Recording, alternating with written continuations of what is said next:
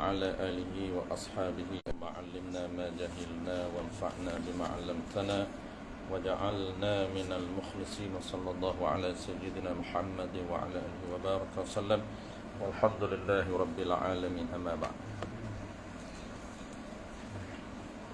Qala al-musannif rahimahullahu ta'ala, sambung perkara yang membatalkan sembahyang, kan 40 perkara yang membatalkan sembahyang.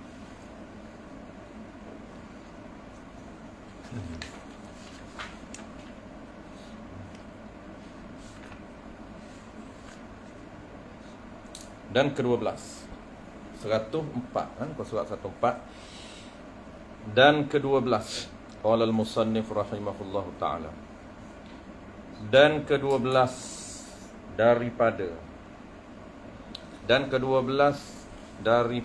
40 perkara yang membatal. Ke-12-nya, nya tu yang batal sembahyang, dia dah ada badalnya. Dan ke-12-nya, nya yang batal sembahyang itu. Jadi nya tu tak payah takdir sebab dia badal dah ada yam tu, nya tu. Tapi yang tu sifat mazuf. Yang tu apa? Perkara. Ke-12-nya, nya apa? Nya ya perkara yang batal sembahyang itu. Mana dia? Bersentuh. Bersentuh tu dia panggil perkara.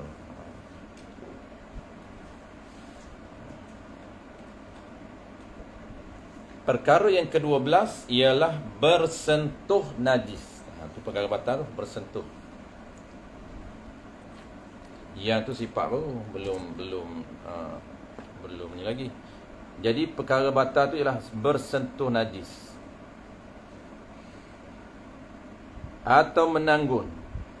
Baik.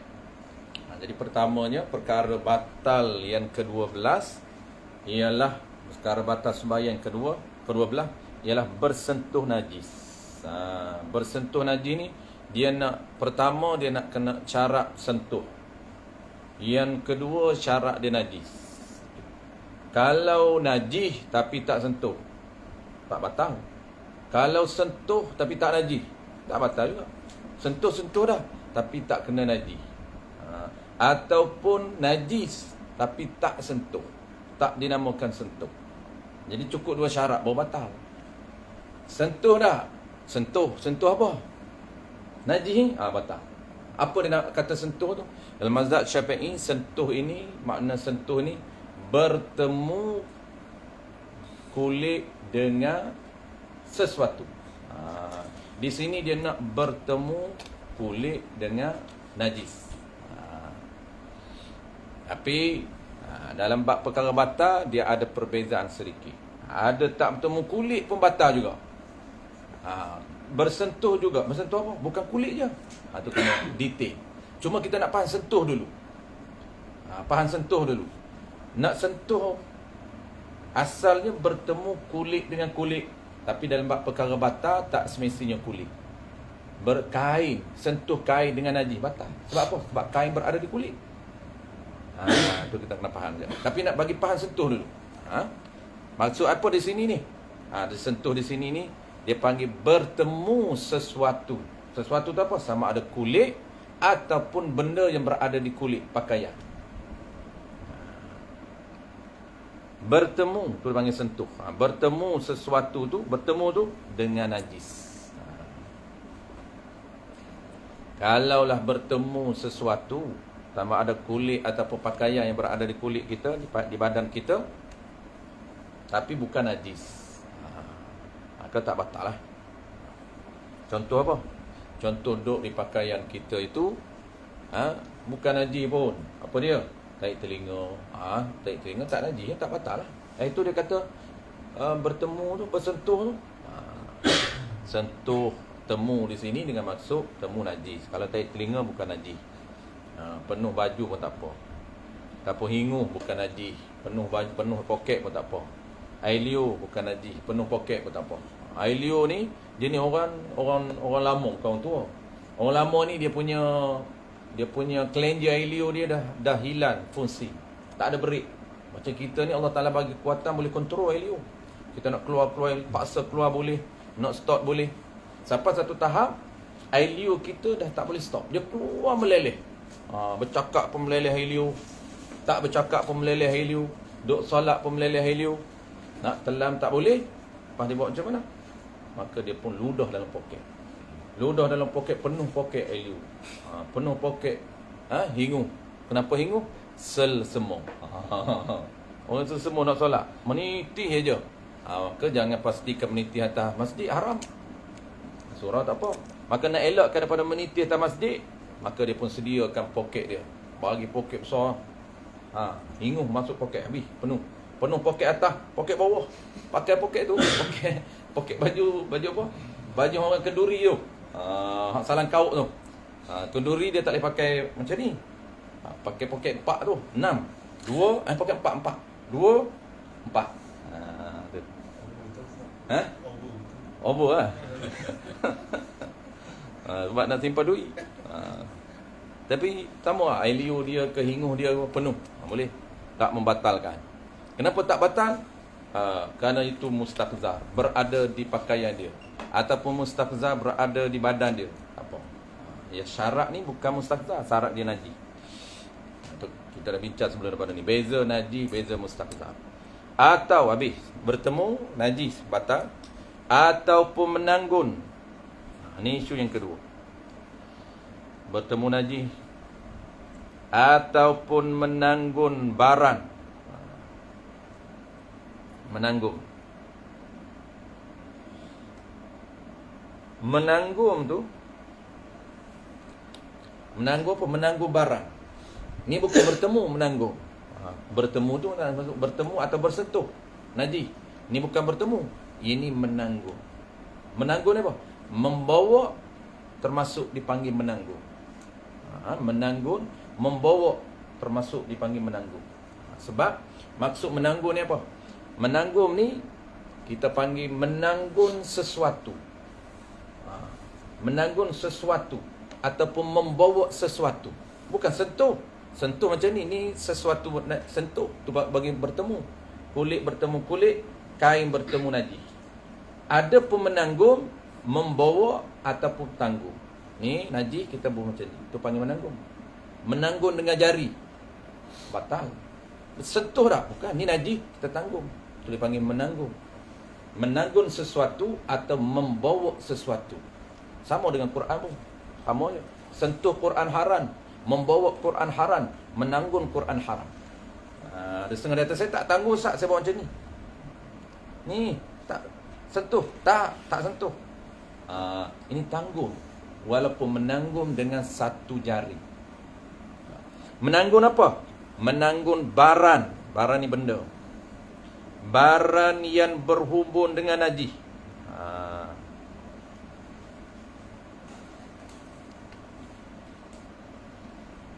Ini dia tanggung ni apa ni?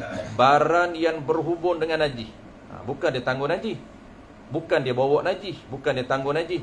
Tapi dia tanggung benda yang berhubung dengan najis. Najis mana? Najis yang tiada dimaaf. Ni dia menanggung barang yang berhubung, bukan menanggung najis. Bukan menanggung najis lagi batal lah. Ni bukan tanggung najis ni. Menanggung barang. Barang tu dia berhubung dengan najis. Benda yang kita tanggung tak najis pun, tapi benda tu dia berhubung dengan najis. Kalau tanggung direct najis, iaitu kita faham lah. Sama dengan sentuh ataupun tanggung. Yang ni menanggung barang yang berhubung dengan najis. Najis mana? Yang tiada dimaaf. Najis tu yang tidak dimaaf pada badannya, badan seseorang. Pada ni dia panggil nisbah. Najis yang tidak dimaaf, nisbah badannya, badan seseorang, atau pakaiannya, pakaian seseorang, ataupun tempat sembahyangnya, tempat sembahyang seseorang.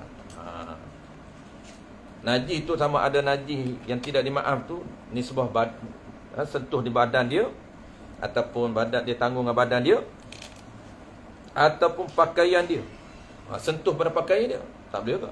Sentuh pada pakaian dia, ataupun sentuh dengan tempat sembahyang. Maksud tempat sembahyang ni, tempat yang dia rokok, tempat yang dia sujud, tempat yang dia berdiri. Jangan bersentuh dengan najis.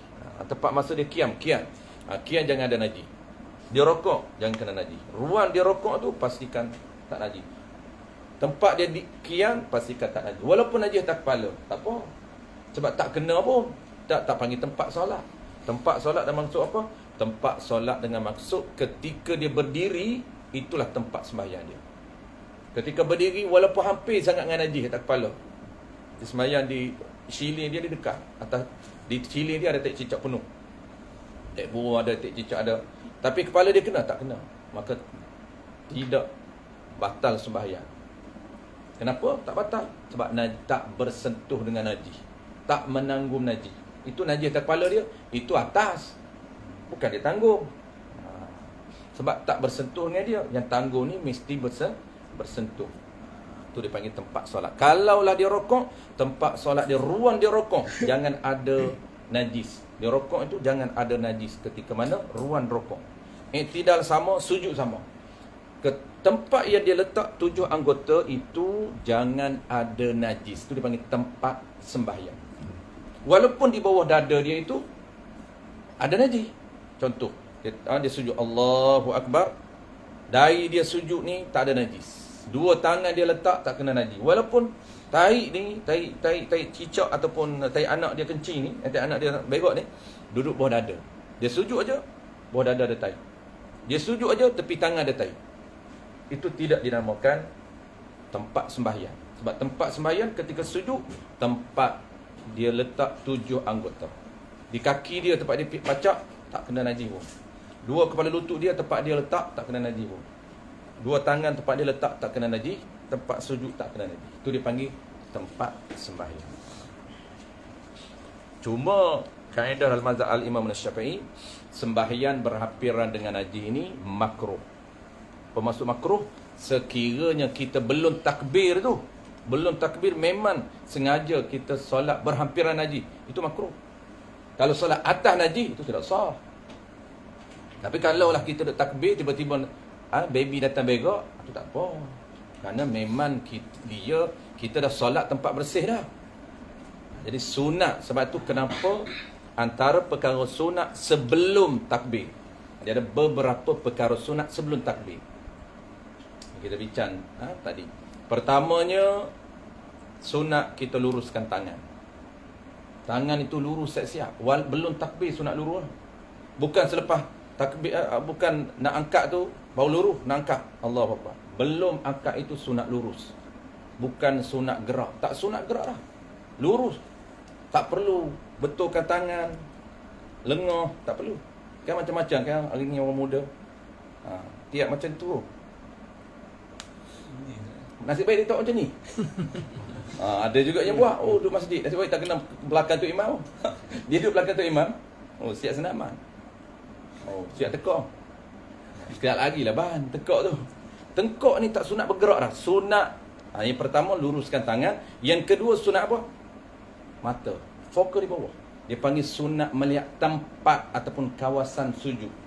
Kenapa sunat melihat kawasan sujud? Dia ada kaitan dengan najis. Apabila kita tengok kawasan kita nak sujud ni, kawasan kita nak solat ni, tempat solat kita clear daripada najis. Itu sunat. Sunat pastikan tempat yang nak sujud ataupun tempat solat kita suci daripada najis. Kalau ada nampaknya najis, sunat cari tempat lain. Maksudnya bukan najis tempat kita nak pijak ni, tempat hampir. Kalau nampak najis berhampiran, cari tempat lain. Sebab makruh solat berhampiran dengan najis. Macam kita surau-surau kampung, kadang-kadang tiang ni kat atas ni tak nampak. Tiang kat atas ada terjejak? Yelah, kita tak nampak lah. Tak apa. Tak salah pun. Tapi bila kita solat tu ramai, kadang-kadang kita bila duduk antara dua sujud tu, kita terjejak jatuh? Terkena badan dekat dengan tiang kan. Macam mana tu? Tapi tak tahulah, kita anggap tak tahu. Tak tahu tak apa. Kita tahu. Bukannya kita tengok pun. Tahu pun tak apa. Sekejap kita ada di belakang. Isu yang kedua, ada pun berhubung tu. Berhubung dengan najis. Baik. Tu kenapa beberapa perkara sunat buat ada kaitan dengan tempat sujud ataupun tempat solat, pastikan kita bersih daripada najis ataupun suci daripada najis. Ada setengah orang dia silap faham. Dia ingat lepas takbir baru sunat tengok. Masa tak nak takbir tu, ni atas bawah dinding, biasa orang tengok dinding takbir Allahu Akbar, tu makruh. Dan kalau kita nak menggunakan qaul dhaif Ibnu Hajar dia kata pengiraan batal sembahyang anggota berat bergerak 3 kali termasuk anggota sunat. Termasuk gerak sunat. Itu pendapat dhaif Ibnu Hajar Al-Haytami dan mazhab kita. Mazhab lain tak menjadi isu lah, mazhab Syafi'i. Jadi dalam kitab Jawi kebanyakannya dia orang ambil pendapat Ibnu Hajar. Pengiraan batal sembahyang 3 gerak termasuk gerak sunat. Tapi qaul mu'tamad yang pegang berdasarkan pandangan Syekh Romli, ketiga gerak yang bukan pergerakan solat. Itu mu'tamad. Tapi kita nak kira, kalau kira yang dhaif Ibnu Hajar, batal, tak usah takbir dia. Kenapa? 2 gerak sunat diangkat. Kemudian kepala dia tunduk. Ni, dia tengok depan. Allahu Akbar. Lepas bar tu baru dia tunduk bawah. Maksudnya gerakan pertama dia adalah kepala, gerakan kedua dan ketiga adalah kiri dan kanan. Ni 2 gerak ni. Satu, walaupun gerak sunat, kan sunat angkat 2 tangan. Ya, sunat. Ibnu Hajar kata gerak sunat pun dikira. Tapi qaul mu'tamad Syekh Ramli kata tak payahlah kira, tu kan sunat. Kita kira yang tak sunat, tak wajib, dipanggil bukan pergerakan sembahyang. Itu ketiga. Kalau orang yang wara', dia tengok tu imam macam tu, dia tak ikut. Walaupun dhaif, batal tu dhaif dia kata. Walaupun dhaif, Ibnu Hajar tak ikut. Ibnu Hajar tak ikut. Kita ikut Ibnu Hajar. Ibnu Hajar kata batal sembahyang, tak sah takbir tu. Kenapa tak sah takbir? 2 gerak kepala pun tunduk. Allahu Akbar. Ramailah imam macam tu. Memang terhabu awal lagi. Dah ikut, balik awal. Tu panggil balik awal. Balik dia. Nak balik apa? Tunggu tu imam tak ikut. Nak sembahyang seorang. Takkan sembahyang seorang diri. Sembahyanglah di rumah. Itu orang kata balik awal.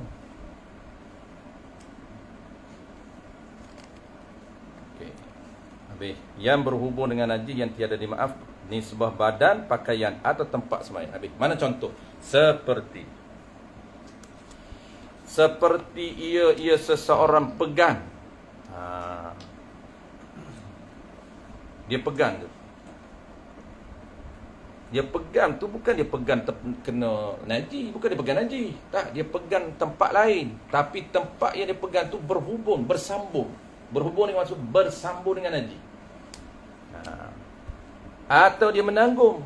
Sama, pegang dan tanggung. Paling mudah contohnya ialah tali lah. Itu dia akan bagi contoh. Musannif bagi contoh. Dia pegang dan tanggung ni apa je? Dia bagi contoh dah, tali atau tanggung. Pegang atau tanggung ni tali. Tali yang mana? Yang berhubung, yang bersambung. Berhubung tu bersambung dengan najis. Dia pegang, tempat dia pegang tu memang tak ada najis. Ni tali ni, kita pegang ni tak ada najis pun sini. Najis ni duduk ni. Ni belengkar-lengkar ni. Belengkar panjang. Najis ni duduk hujung sana. Kita tarik tu tak bergerak pun. Sebab dia panjang tali ni. Tapi dia ada bersambung tak dengan najis? Bersambung dengan najis. Dia panggil berhubung ni, maksud bersambung dengan najis. Hujung sekali tu ada najis. Kita pegang kat mana? Ni kat sini. Kita tanggung kat mana? Kat sini. Kat sini kita letak. Ni wire mikrofon. Ni. Letak kat sini. Wire mikrofon. Hak najis duduk mana? Nu atas speaker tu. Burung begok, cicak begok. Kelawar pun datang begok. Atas apa? Speaker atas tu. Dia bersambung tak? Dia bersambung. Batal ke tidak? Tu nak bincang. Seperti ia pegang atau tanggung. Pegang dan tanggung tu tali. Tali yang mana? Tempat yang mana dia pegang tu? Tali yang bersambung dengan najis. Dan jikalau royah. Dan jikalau royah tangguh ni, tali itu panjang berlingkar-lingkar sekalipun, walaupun panjang tali tu, bergerak tak bergerak pun ujung tu nak cerita panjang. Tali speaker duduk atas tu. Ada orang tak faham, dia kata tak boleh ikut lah, tak boleh pakai lah mic hak jenis tu gantung ni, nu speaker atas tu, tarik cicak duduk atas tu, tarik burung duduk atas tu. Yakin dah, takkan tak ada. Ni kira yakin ni, bukan kira takkan ni, ni kira yakin. Memang dia tengok. Kalau tengok, tak yakin. Oh main takkan tu tak bincang dalam fiqh. Main takkan. Dia ambil kat mana entah dalil takkan. Dia level dia yakin, level dia zon, syak tak terpakai, waham lagi tak terpakai. Ada 4 level dalam sistem syarak, yakin dan zon saja dia ambil kira. Yakin, zon, syak, waham. 4 level dalam mengeluarkan hukum. Najis tak? Najis. Najis itu hukum. Maka macam mana boleh keluarkan tiba-tiba najis ni? Mana dia punya panduan dia? Tahap mana? Oh, yakin. Yakin najis. Macam mana boleh keluarnya najis ni? Boleh hukumkan najis ataupun tidak ni? Zon. Dalam isu najis, adakah boleh berpandukan kepada martabat zon? Tu kena tahu. Zon, mana tahu zon? Ni tepi tanda, mangkuk tandas ni, tepi sangat baldi duduk. Takkanlah kalau kecing sini tak kena. Tu dia panggil zon. Maka tidak diambil kira zon, dia hanya kira yakin. Berat hati saya ustaz, sebab tu tepi mangkuk sangat. Kalau kencing memang terpancuk masuk dalam baldi. Tu dia yang kira. Dia kata berat hati saya. Berat. Tanya dia kenapa berat? Mana dalil? Dia tengok zom ni semua nak kena nak boleh pakai. Zom dalam bab najis tak boleh.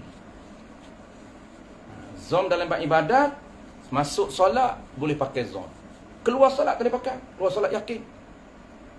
Ketika dia nak bagi salam, adakah memadai zon? Tak boleh. Kaedah dia nak masuk solat memadai zon, keluar solat wajib yakin. Itu kaedah. Jangan keluar solat, aku ni macam berat dah hati ni, 3, 4 ni. Berat dah hati 4 ni. Bukan syak. Syak, 3, 4 ni. Sama berat. 3, 4 sama berat. Nak kata 3 pun boleh jadi, 4 pun boleh jadi. Sama berat. Boleh dari dia takbir, orang panggil pun salam dalam syak, tidak sah. Salam dalam syak tidak sah. Beratlah. Berat dah 4 ni. Dia adalah benda yang memberatkan dia 4 tu. Kenapa berat 4 tu? Sebab tak ada nampak orang tegur ni. Dia tak tahu belakang dia tu, dia bedal je. Kalau iman 5 lah. Dia kata biasanya akan ada orang tegur ni. Nampak tak? Berat tu. Berat 4 tak boleh. Dia kena yakin. Dalam keadaan zon bagi salam tidak sah. Dia kena yakin bulat 4 baru boleh bagi salam.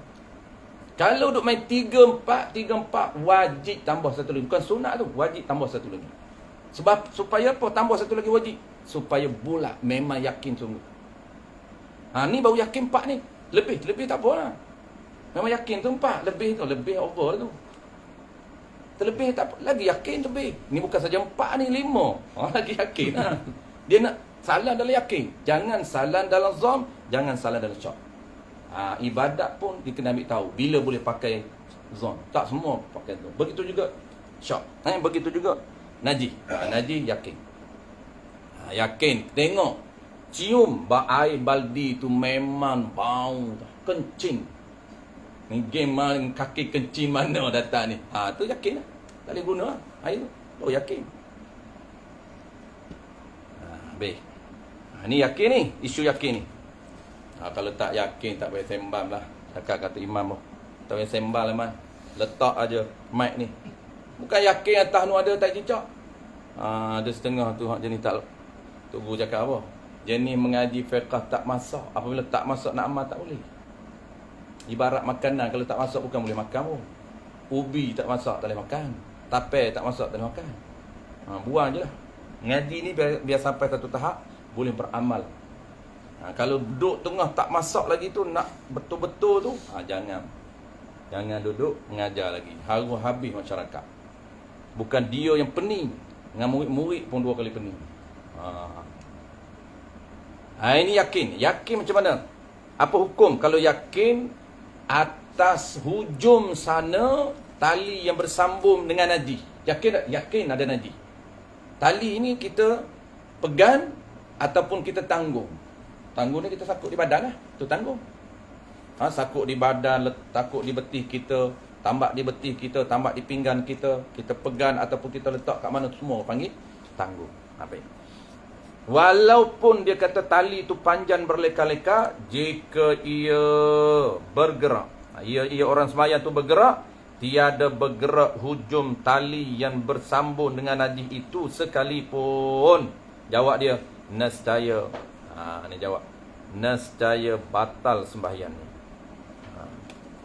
Batal sembahyang. Kenapa batal? Kerana dia bersambung derek dengan najis, tak boleh. Bersambung derek dengan najis, tak boleh.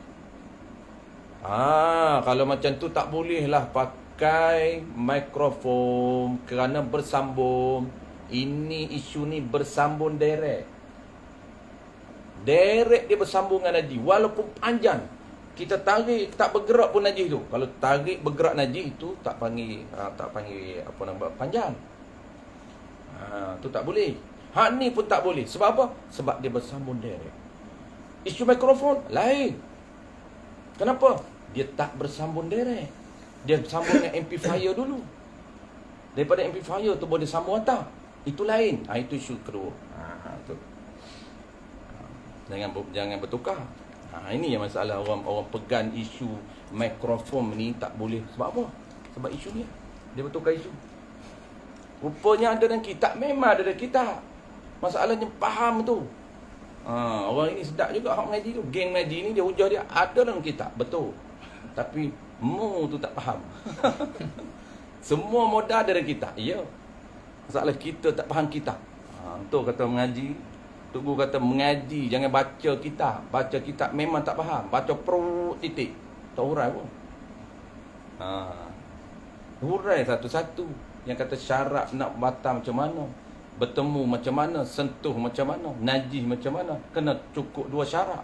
Tak cukup 2 syarat, tak boleh nak hukum batal. Itu baru 2. Ini syarat ni. Ni syarat apa ni? Kena kalau isu sentuh benda ataupun tempat. Tempat tu bukan najis. Tempat yang berhubung dengan najis. Apa syarat batal? Syarat dia mesti benda yang kita pegang itu berhubung direct dengan najis. Walaupun jauh, tak kira. Tapi dia direct. Bukan tak direct dah. Bukan bersambung lain. Okey, tengok. Adapun berhubung dengan benda yang berhubung dengan najis. Ini isu lain, mikrofon. Adapun menanggung. Menanggung apa? Barang yang berhubung dengan benda. Berhubung dengan benda. Benda tu yang berhubung dengan najis. Nilai ni isu ni. Hak tadi dia pegang benda, pegang benda tu pegang tali. Tali tu dia direct berhubung. Dia pegang tali, tali tu direct berhubung dengan najis. Tali tu direct berhubung dengan najis. Ataupun direct bersambung dengan najis tali tu. Kita pegang tali, pegang mana-mana pun batal. Sebab dia direct bersambung dengan najis. Yang ni pula lain. Adapun menanggung barang. Barang tu yang berhubung dengan benda yang berhubung. Dengan najis. Mana contohnya? Supaya kita tak pening. Tu bagi contoh. Seperti tali yang ditambak pada tiang rumah. Seperti tali yang ditambak pada tiang rumah. Dan padahal pada tiang itu ada najis.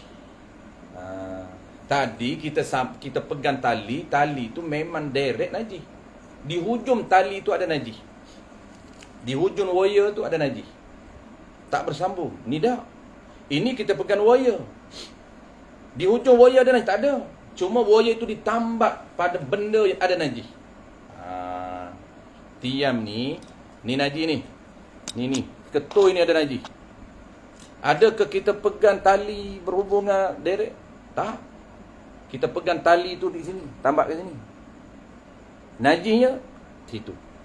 Tu lain. Tu dipanggil adapun berhubung dengan benda yang berhubung. Kalau tadi bersambung dengan najis. Ni tak. Ini bersambung dengan benda yang ada najis. Lain tu. Yang tu Tok Guru kata, fiqh ni dia dalam. Apabila dia dalam, dia tak boleh umumkan. Kalau umum, memang berselera. Itu dia panggil bertabur. Dia tak boleh umum. Isu yang kecil, mesti kecilkan. Dia tak boleh umum. Kalau umum tu menyebabkan fitnah balik. Benda yang boleh, jadi tak boleh.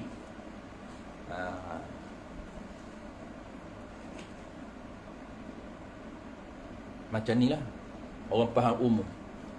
Dia belajar tak halusi. Dia kata jual beli ayam yang kita pernah sebut dulu dalam bab muamalah. Jual beli ayam yang belum dibasuh bersih, ada darah di tengkuk, di leher dia, sembelih jual terus. Sembelih jual. Di leher dia ada darah. Yang keduanya, dalam ayam itu ada tahi najis. Darah pun najis, tahi dalam perut pun najis, maka tidak sah. Kenapa? Kerana dia belajar umum syarat sah barang yang dijual mesti suci. Barang itu mesti suci. Dia tak faham atau mutanajis, benda yang kena najis yang boleh disucikan. Benda yang kena najis boleh disucikan dengan menggunakan air. Kalau suci dengan cara lain tak boleh. Sah tak? Sah. Tapi apabila dia faham umum, menyusahkan.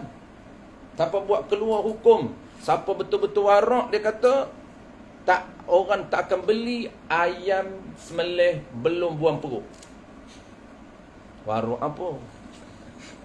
Pandai cakap je warak. Tanya warak tak tahu. Orang kita dia pandai bercakap. Bab cakap warak, dia tak tahu warak tak apa dia. Dia kata kalau warak, orang betul-betul warak, maksudnya betul-betul jagalah. Jaga yang haram dan syubhah.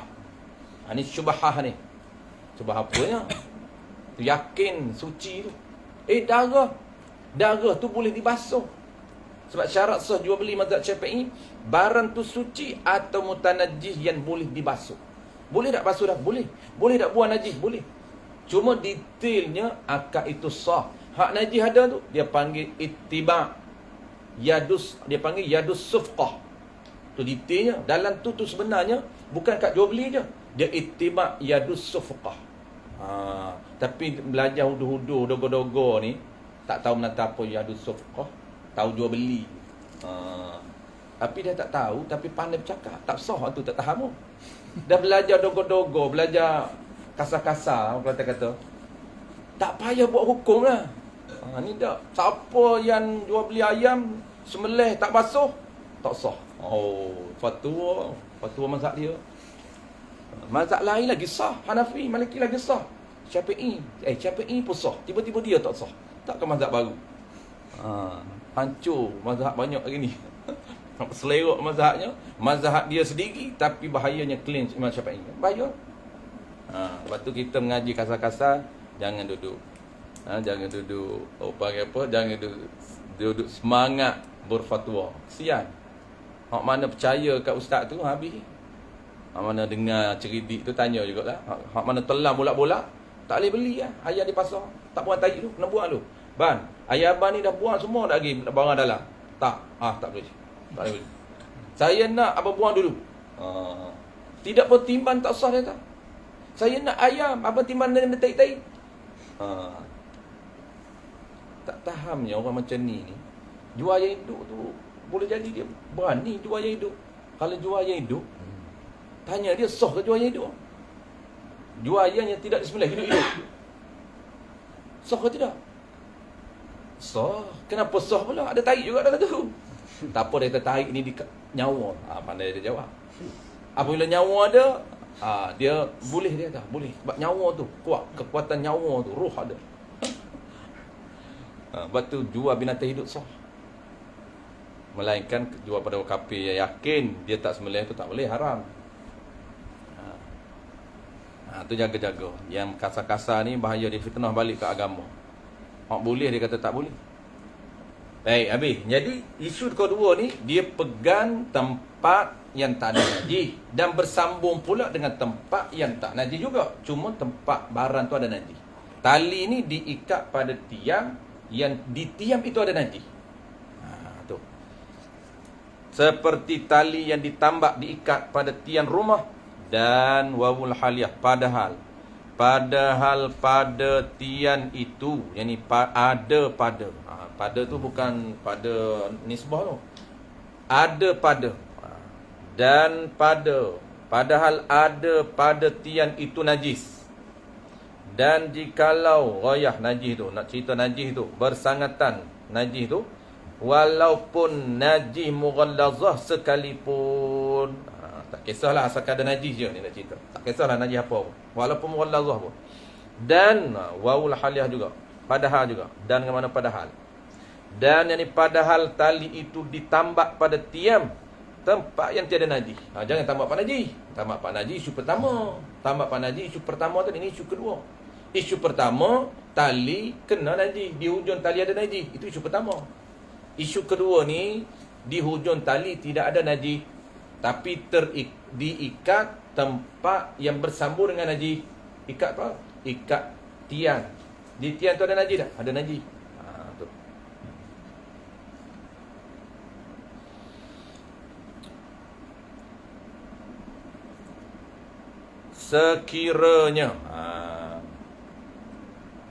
Sekiranya jikalau kita tarik tali itu, ni dia panggil apa ni? Dipanggil cara nak keluar hukum tu kena tengok banyak. Tapi kalau isu pertama mudah. Isu pertama ni apabila tali kita pegang ataupun kita sentuh ataupun kita tanggung, tali tu bersambung direct dengan najis. Cara dia apa? Cara dia pertama sentuh ataupun tanggung ataupun bawa. Sentuh apa? Sentuh tali tu. Tali tu cara kedua bersambung tak direct dengan najis? Ya, bersambung direct dengan najis. Dua syarat ni batal. Sentuh batal. Pegang batal. Tanggung batal. Tapi isu yang kedua detail. Sebab apa? Sebab dia pegang tali yang tak bersambung direct dengan najis. Tali tu bersambung dengan apa? Bersambung dengan tempat lain, dan tempat tu ada najis. Tali tu diikat dekat kapal buat tahi. Kapal in the water. Band tahi dia panggil. Tapi bukan tali kita tu ikat terus tahi tu. Tak. Tali ikat dekat kapal, tahi duduk dalam kapal tu. Bukan direct tahi, tak kena tahi pun tahi ni. Tahi duduk dalam kapal. Tu sama. Ada syarat. Apa syarat dia? Sekiranya jikalau kita tarik tali itu, fardukan tali itu teguh. Fardu ni andai. Dia panggil fardu takdir. Andainya dia kata tali itu kukuh. Teguh ni kuat. Tali itu kemas, tak rapuh tali tu, bukan tarik putus tali tu. Ni dah tali tu kuat. Tarik kuat. Nescaya tiada bergerak. Tu. Kuat ni, teguh ni, nescaya tiada bergerak tiang tu. Kuat tak kuat? Tali tu bukan rapuh. Kalau sentak putus tali tu, tak jadi tu. Ni tak, kalau kita tarik tak bergerak pun. Nescaya dia kata tiada bergerak tiang tu. Tu. Maka jawab dia, maka tiada batal sembahyangnya. Tak batal tu dengan takluk tak batal. Tiada batal tu dengan dipegang atau ditanggung tali itu tak batal. Pegang pun tak batal, tanggung pun tak batal. Maksudnya pegang dengan tangan, sentuh dengan tangan pun tak batal, tanggung, ikat di pinggan pun tak apa. Kenapa tak batal? Dia ada sebut di bawah tu. Kerana apa tak batal? Kerana dikira benda asing antara tiang dengan tali tu. Tiang tu tempat tempat ada najis. Tempat ada najis lain, tali tu lain. Tali kita ikat tempat ada najis. Bukan ikat dia najis, tempat ada najis. Asin. Tempat ada najis tu asin, tali asin, dikira asin. Tu.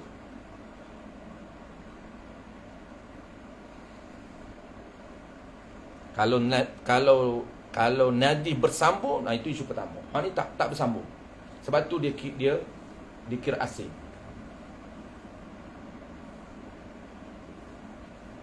Ini contoh kedua sama juga.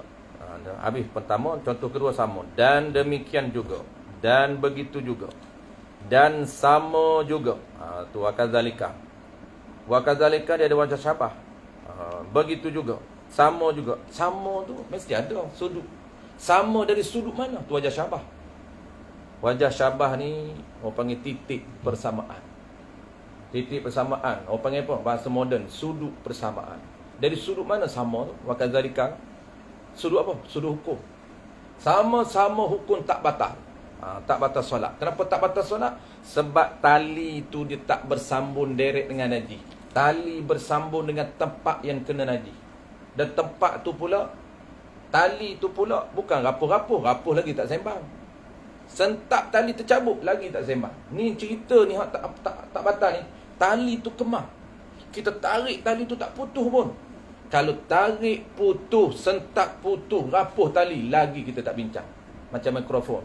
Mikrofon ni kalau amplifier kita sentak, tercabut. Amplifier kan dia tak kuat kan. Kita jolok je. Jolok masuk, tenggelam lah dalam berapa senti je kan. Dia punya jolok ni amplifier lama ni. Bukan baru ni, lama. Apabila kita tarik wire kita ni, sentak, tercabut. Lagi kita tak bincang. Kalau kita sentap dia bergerak dengan amplifier sekali pun tak batal. Sebab najis di atas dengan amplifier tu berbeza. Dan wire kat kita pun berbeza. Yang batal macam mana? Wire kita ni yang duduk di baju tu imam bersambung terus ke speaker, yakin di speaker tu ada. Tapi dengan syarat kita sentak speaker, luruskan speaker. Punya kuat dia punya tali. Kalau sentak terputus, rapuh, tak bincang tu. Ni kuat ni. Sentak terabur dengan speaker. Turun sampai ke kepala Tok Imam. Hantar ke Tok Imam. Tu. Ni kita je yakin. Kalau tak yakin cakap kat dia. Tok Guru cakap kalau jenis fatwa lagu tu itulah tanda Tok Guru baca kitab.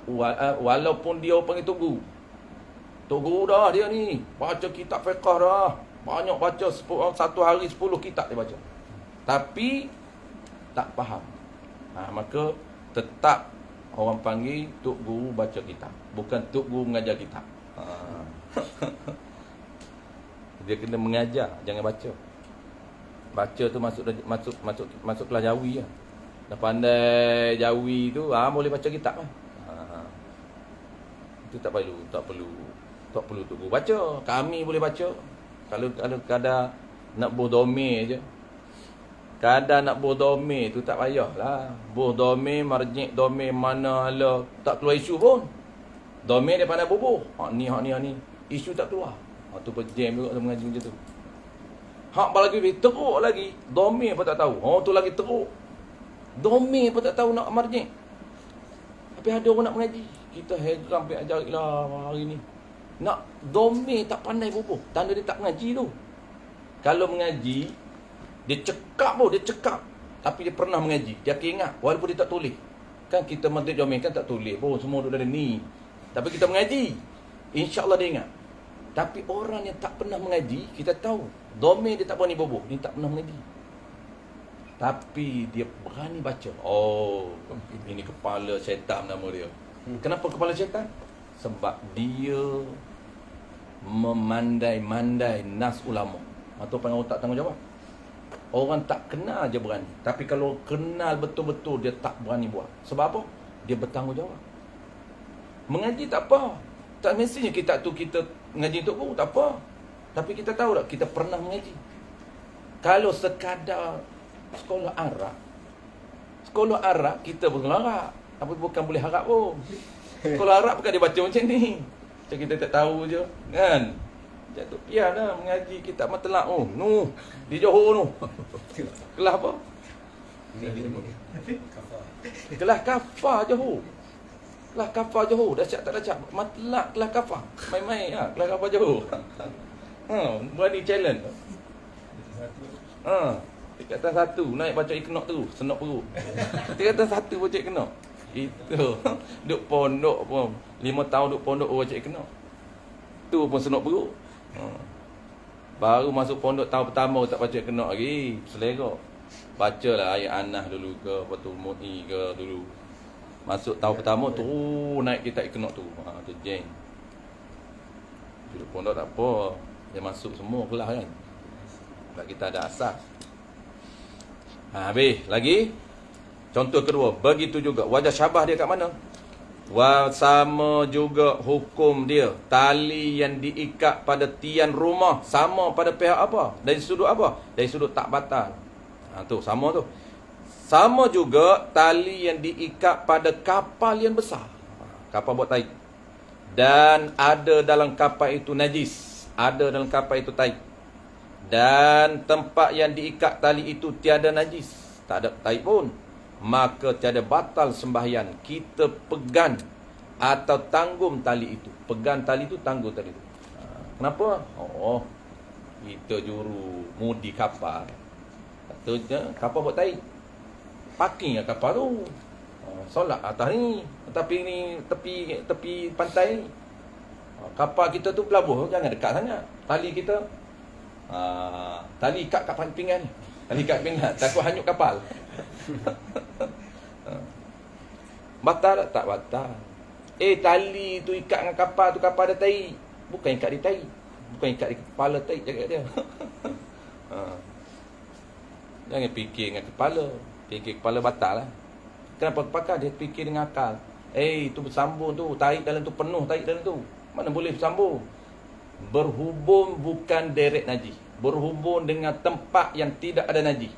Tapi tempat itu ada najis.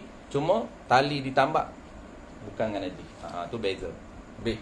Ada pun tali yang berhubung dengan benda yang ringan, ni lain. Ni lain ni.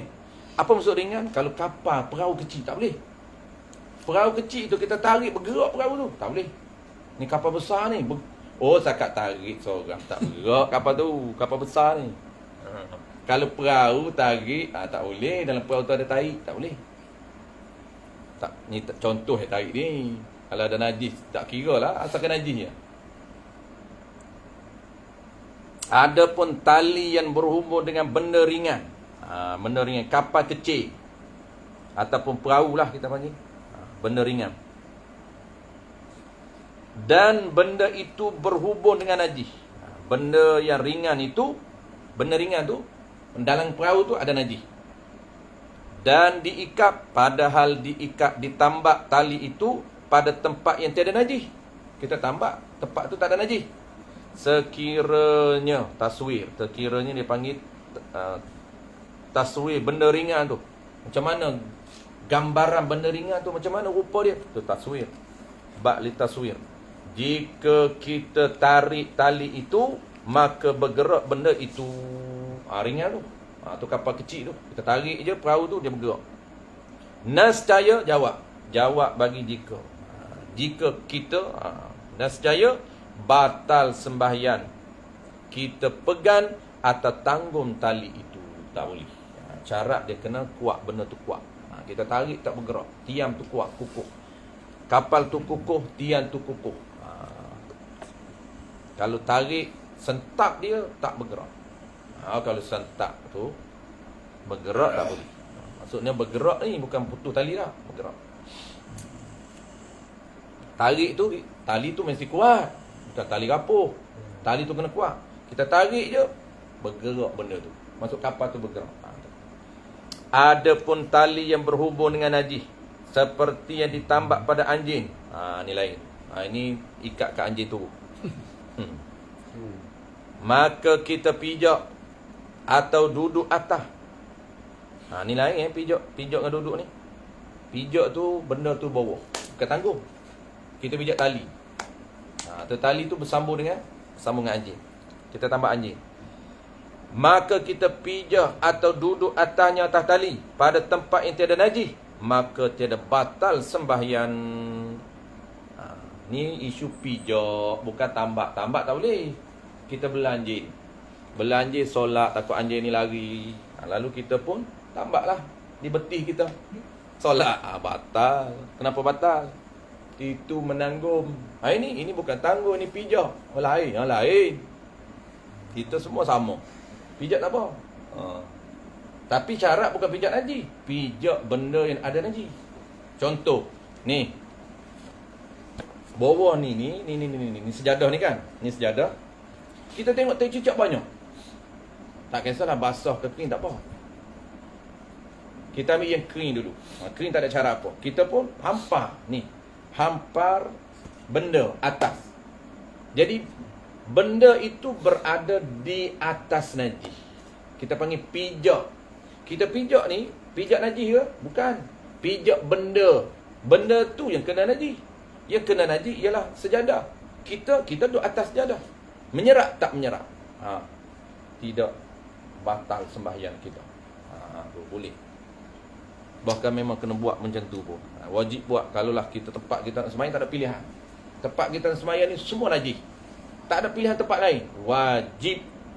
Wajib apa? Wajib kita hampar benda supaya kita tak kena najis. Kita pijak atas najis dia panggil. Tu atas najis.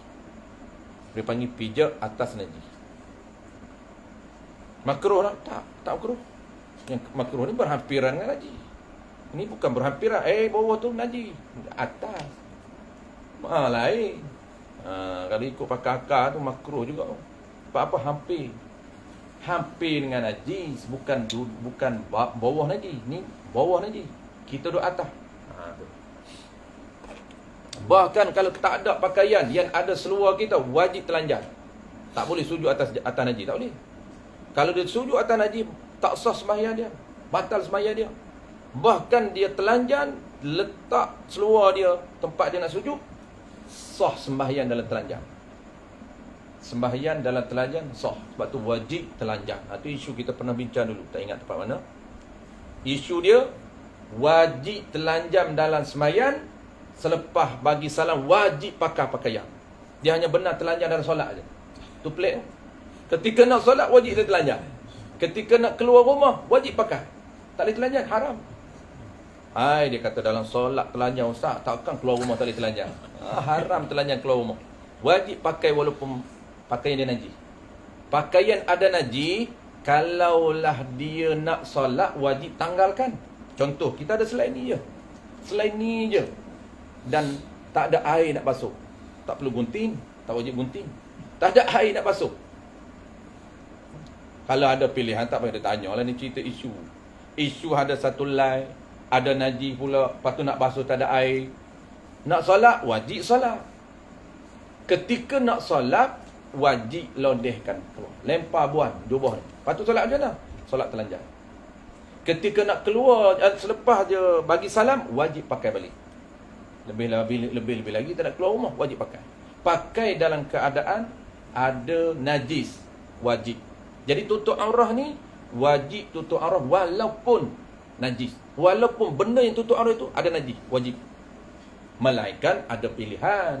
Pilihan tu tak boleh lah. Haram lah sengaja dia pilih pakai benda yang najis. Tu haram. Ini tak ada pilihan, wajib pakai. Tapi sembahyang tak boleh. Tu peraturan dia. Sembahyang kalau ada najis di badan dia, pakaian dia ada najis, wajib telanjang. Tu teka-teki yang pelik sikit tu. Mudah nak ingat dalam bentuk teka-teki. Ya. Pijak kat sini, pijak berlapik ke? Pijak tak berlapik pun tak batal. Yang di sini ni, dia bukan, dia pijak bertemu badan dia atau pakaian dia sama. Contoh kaki dia tak pakai kasut, tak apa. Sebab apa? Sebab dia pijak tali tu, tali tu tempat dia pijak bukan najis. Kalau tempat dia pijak najis, tak boleh. Dia pijak najis bukan, dia pijak tali yang berhubung najis. Mana tali berhubung najis? Tu, duk tambak di tengkok anjing tu. Anjing tu kan najis. Anjing najis. Lepas tu dukung macam mana apa ni? Anjing awak dukung lagi ni. Amboi kemah. Dukung anjing. Bela buat tidur orang Islam. Dia otak ulama dulu. Dalil ulama. Ulama dulu bela anjing. Tu ulama mazhab mana? Yang kau ni mazhab mana? Tak ada mazhab. Mazhab Hanafi tak juga. Kalau mazhab Hanafi tahulah mazhab Hanafi ni macam mana. Mazhab Maliki macam mana najis anjing tu? Tak najis. Mana ada tak najis?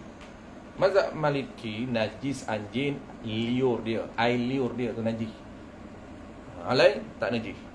Bulu dia tak najis. Satu lagi, kalau kata berhubung tali dengan tali tu kan. Berhubung? Berhubung tali dengan tiang dengan amplifier tu kita faham lah.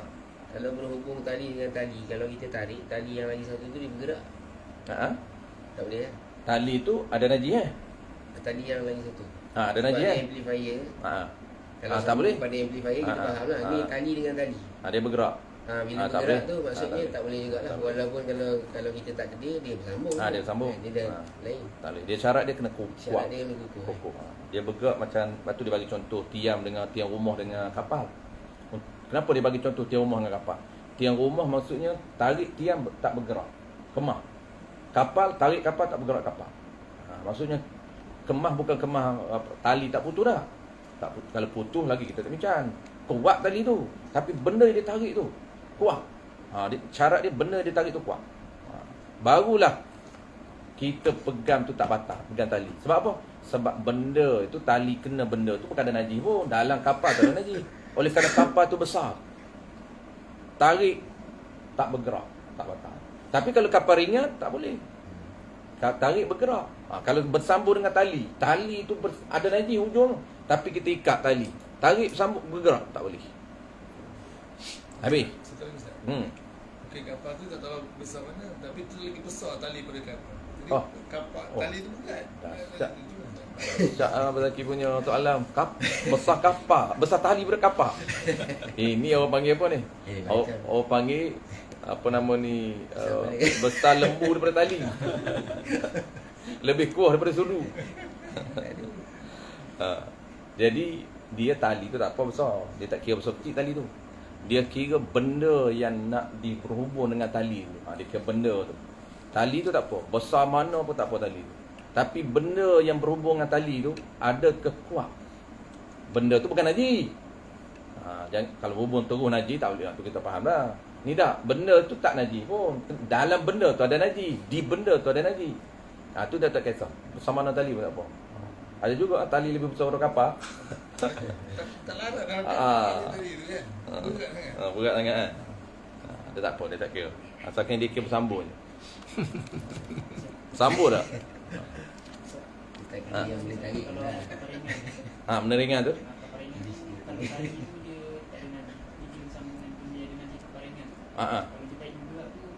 Tak boleh.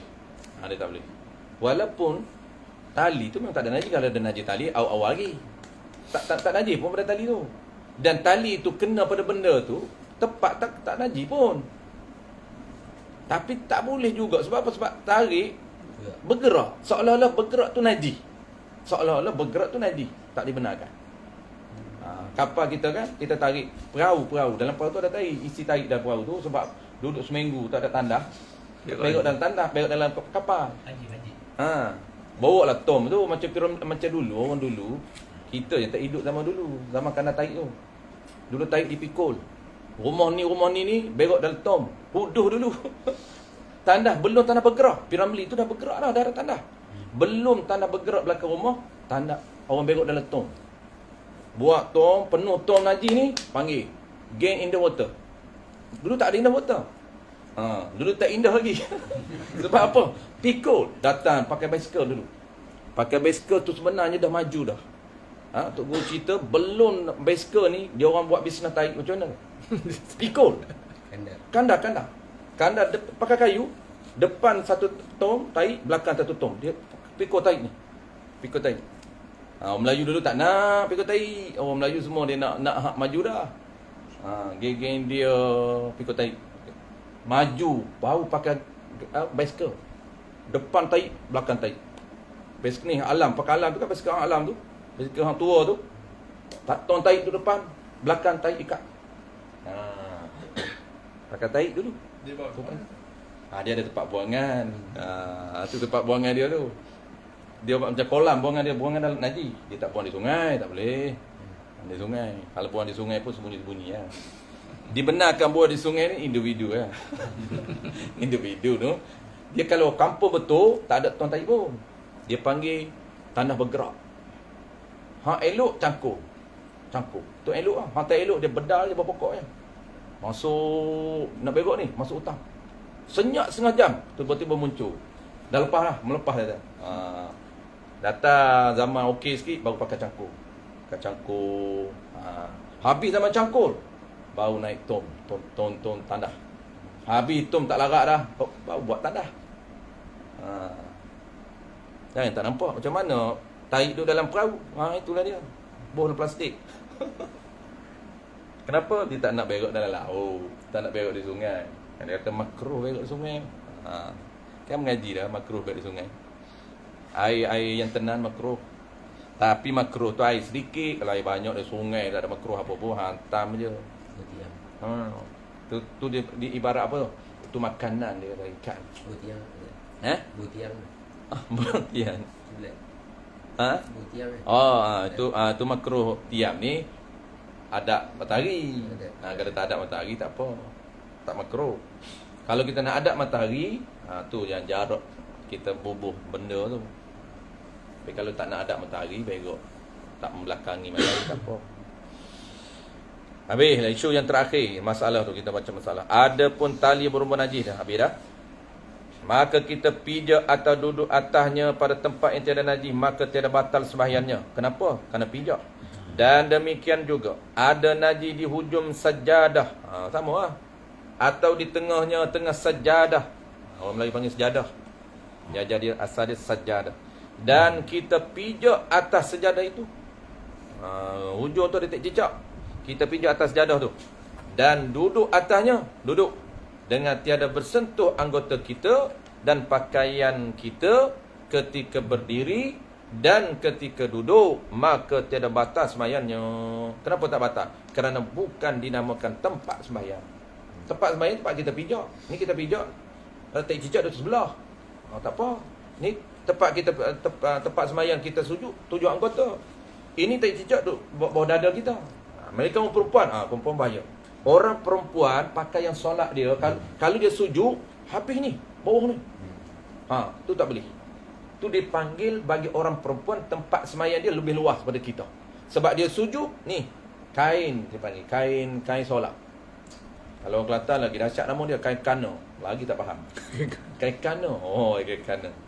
Ada duduk Pondok Kelantan? Tak ada Duduk Pondok Kelantan, Pondok Petani sama petani pun kain kana.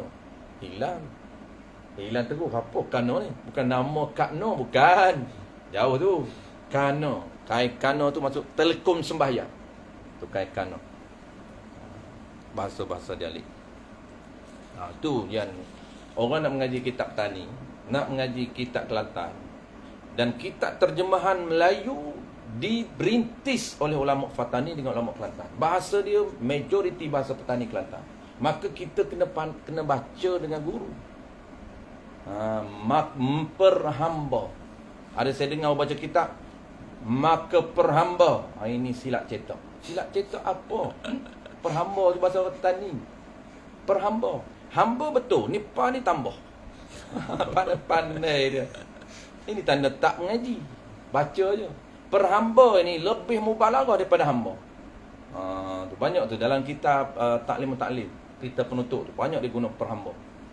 Sayugio tu biasa ya yang bagi tu. Ni perhamba tulis. Ni tuan-tuan silap tak buang pa tu. Buang. Hamba je. Hamba tu apa? Orang Kelantan apa tahu ni hamba tu saya. Yang tu dia tahu. Nampak tak? Adat tak betul tu adat tu.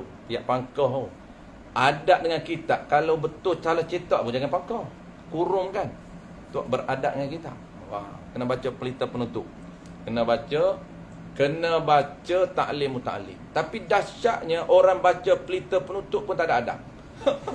Dia baca kitab pelita penutup, dia suruh buang pa. Tu perhamba tu pelita penutup. Dalam kitab pelita penutup kata apa? Kalaulah jatuh cetakan ataupun jatuh berlebih cetak, jangan pangkah. Kurung. Beradab dengan musannif. Takut. beradab dengan musannif. Jangan pangkah. Jangan buat macam kita akademik kan, kita terus pangkah. Silap. Ya. Kurungkan. Itu beradab. Orang ini tak ada adab kata, condemn teruk. Condemn kita. Dia tak faham. Dia kata, ini musannif tak tahulah apa dia nak sebenarnya. Memang tak tahu pun dia nak dah hantar mengaji. Tak tahu pun nak sebenarnya dia kata. Apa sebenarnya? Dia tak mengaji, tak nampak. Sebab baik dia tidak tak wali. Kalau tak wali mimpi teruk. Okey, yang kita biasa cerita kan. Orang baca kitab pun Syekh Daud. Baca kitab Syekh Daud, dia condemn Syekh Daud. Siap malam tu mimpi. Syekh Daud siap libah dengan kain apa? Kain lepah. Orang Kelantan ni kan dia serban. Dia serban dengan kain lepah. Kain lepah. Kain lepah ni kain batik tu. Dia mimpi malam tu Syekh Daud jumpa dia. Syekh Daud kata, sedap mu deh. Mu kata kaku dia kata. Dia condemn Syekh Daud. Syekh Daud dia kata apa? Dia kata ni Syekh Daud murak. Dia kes apa? Kes murak. Murak tu maksudnya apa sebenarnya Syekh Daud nak? Bukan dia condemn apa pun. Dia kata Syekh Daud ni tak silap lah Tok Guru cerita. Dia cakap kat Syekh Daud tak erti. Ada satu benda yang dia cakap tu. Tak erti Syekh Daud ni. Murak lagu mana sebenarnya nak ni? Itu Syekh Daud marah tu. Syekh Daud datang dalam mimpi tu. Dia kata sedap mu kata kat aku ni. Mu kata tak erti. Boleh lah mu. Ada orang tak ada. Syekh Daud mati dah. Tak, bila nak jawabnya? Rupanya orang wali ni datang dalam mimpi. Syekh Daud jawab dalam mimpi. Dia jawab macam mana? Dia berdar dengan kain lepas kena atas belakang. Terus Tok Syekh tu, rupanya Tok Syekh tu pun orang hebat juga lah. Kalau kita, tak ada mimpi. Datang Syekh Daud kalau condemn pun. Level kita bukan Tok Wali. Condemn lah beribu kali pun kita ulama mana nak mimpi.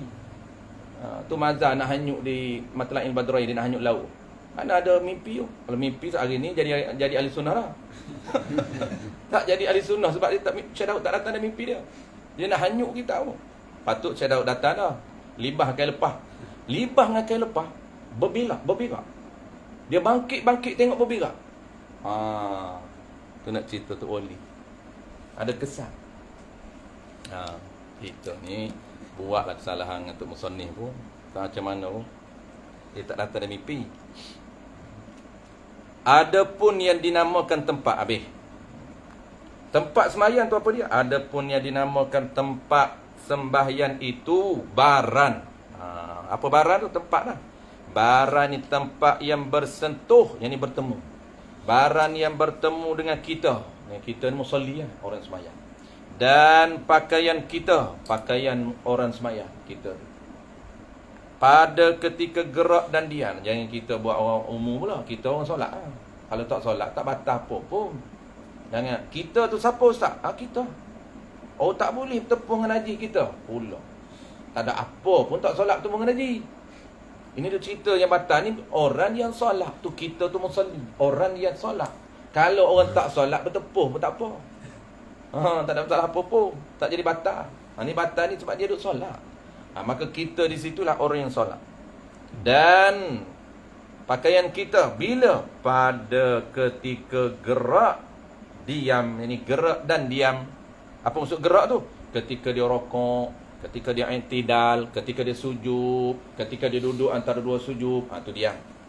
Dan tiada tanggun akan dia akan najis. Dan dia pun tak tanggung najis. Tak ada atas belakang dia najis, tak ada di badan dia najis. Bukan ada di kain syar dia najis, bukan ada di kain serban dia najis, dia ikut serban dia najis, tak boleh. Masalah kita buat sikit. Masalah ni mudah je, kita baca cepat. Kesimpulan, dia buat kesimpulan dengan masalah. Mas'alatun. Ai haza dan bermula ini apa ni?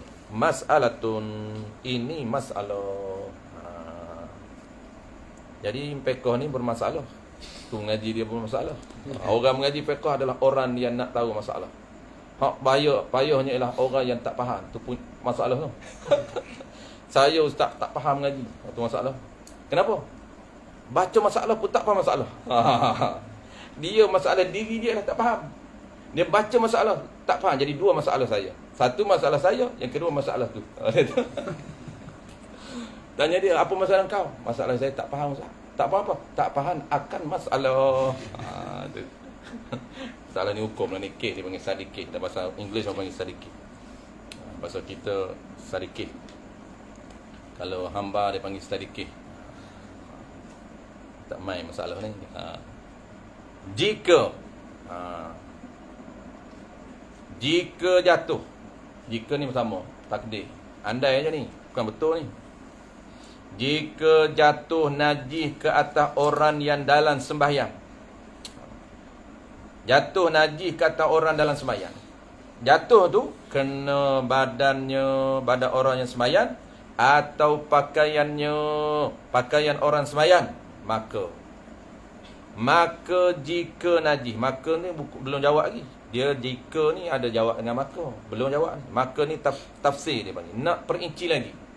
Kena ada nak jawab, belum jawab ada perincian. Bukan boleh jawab terus, tak, ada perincian.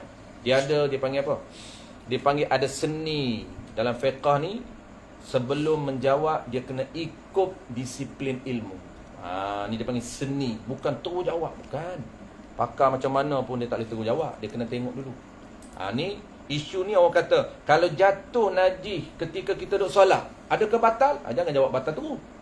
Fa'ut tafsil. Kena detail. Jika tu maka nak tafsir. Jika najis itu kering, sebab kita tak boleh jawab batal. Ada tak batal jatuh najis? Kalau najis itu kering, ada batal auto kalau najis itu basah. Tengok. Maka jika najis itu kering, maka hendaklah dengan segera dilempar. Wajib.